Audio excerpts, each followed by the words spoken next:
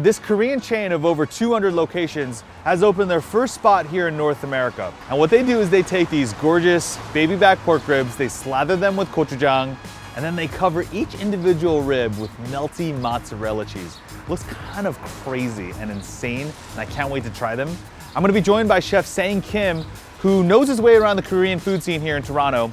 I'm excited to talk to him and jump into these ribs.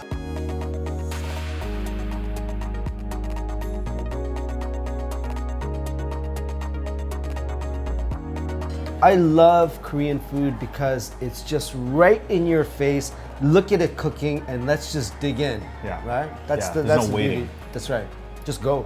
Even in the Korean home, the cooking happens on the table. Right. You know, it's how we interact with it. You know, whether it's Korean barbecue or budae-jjigae, like, you know, every Korean family has this really rickety butane burner. Yeah. Right? And that's because, you know, I think that's just how we want to see the food right in front of us being finished, Right. so that we can eat right off of it. Right. And it also, we're a classic sharing food community, right? Like culture.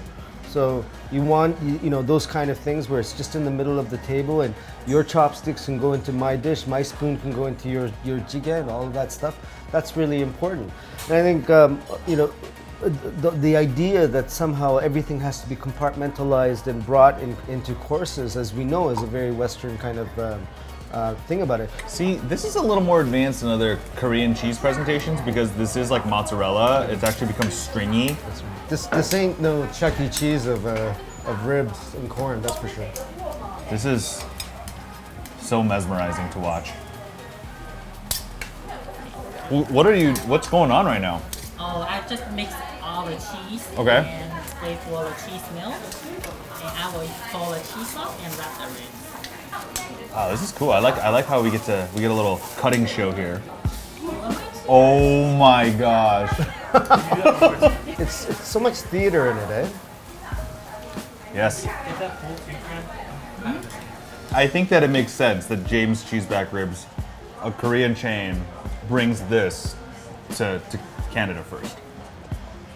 Right? I mean, no? As opposed to LA? Yeah. Like, you know, Like, like we're guinea pigs. you guys already have really good pork here. You have good meat. And like, you guys love cheese. Like, that makes sense to me. Yeah, I mean, and it's a lot of food. Like we like eating a lot of food because we have long, cold seasons. And you need to pork up. Right? In the winter, I would bundle myself up with this cheese to keep me quite warm.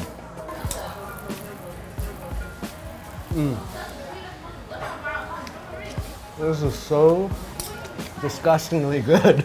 Like, how do you pile on? This is so flavors wrong. like this? The meat's really tender. You know, it's got just a gentle slathering of gochujang and Korean seasonings.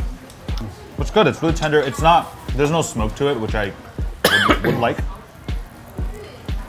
These are actually really scrumptious. Yeah, it's good. You just kind of want to keep eating it.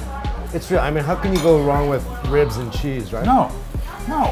Oh, wait. There's hot dogs? Yeah, this whole Viennese sausage thing. Oh, No, Vienna. these were really big with budae-jjigae, right? Yeah, that's right. I can see why this place is insanely popular in Korea, because it's fun, it's shareable, it looks amazing. You want to take a picture of it and put it on your Instagram. You're gonna double wrap. What did she do? She went like this, and then she went like that. It's like it's kind of like an elastic band, right? So you see this, and then she went something like that for theatrical purposes, right? And then she dunked it into this, like that. She didn't create this effect. I did. Okay. The stringy effect. Are you gonna eat that? Yeah. Yeah, you can eat them. Their marinade, it's a little bit sweet. There's a tinge of spice. I'm always terrified of coming to a restaurant that's got this much cheese and I see a lot of Asians around.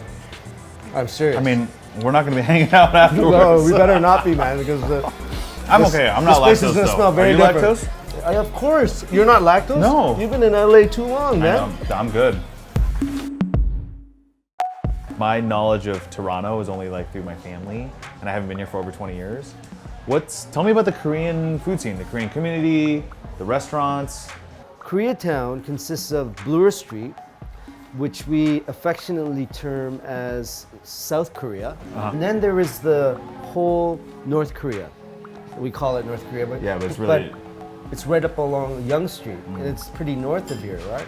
They're much, much more tied to culinary back home.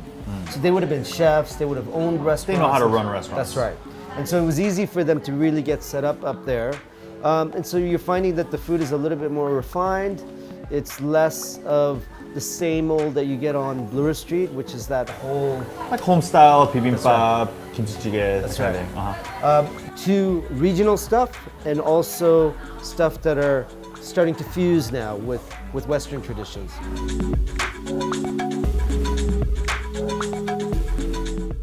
Thank you so much for joining me. This has been super fun. I feel like I just want to be eating ribs and more Korean food with you all the time. Thank you so much for watching, and if you want to see more of my dining adventures in K-Town, click right here.